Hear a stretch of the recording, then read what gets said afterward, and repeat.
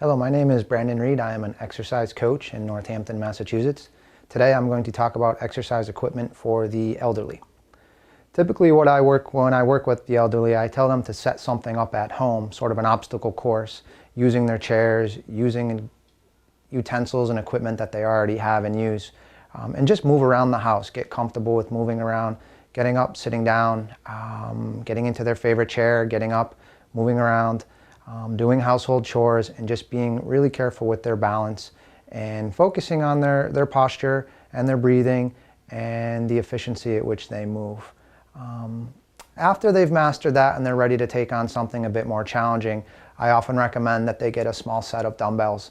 And with the dumbbells, they can move their arms in different directions. They can put the dumbbells on their legs and get up and out of their chair. So the dumbbells just add a little bit of resistance, make the exercises a bit more challenging.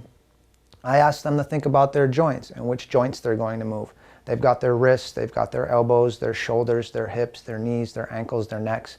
And by having the dumbbells in their hands, they can work their wrists, work their arms, work their elbows. And by doing the squats, they can work their knees and work their backs and work their hips.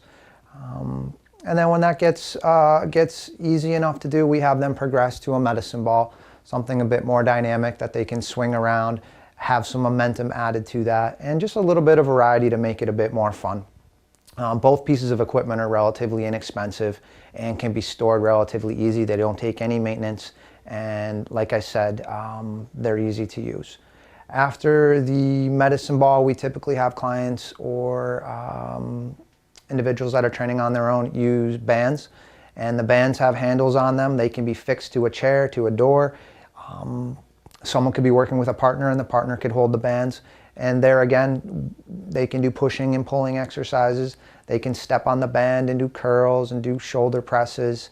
Really, the bands just add another level of resistance and challenge. And typically that's what it's about. It's about adding resistance. It's about adding a challenge. It's about maintaining variety and always training the body to adapt to a new stimulus or challenge.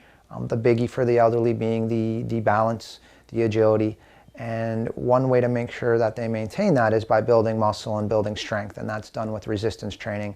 And as we mentioned, the dumbbells, the medicine ball, and the bands will help build muscle, will help move the joints through a range of motion, will keep the ligaments and the tendons strong as well. So in addition to their own legs and arms and climbing up and down the stairs and moving around in the house, those are the pieces of equipment that I would recommend for the elderly to use.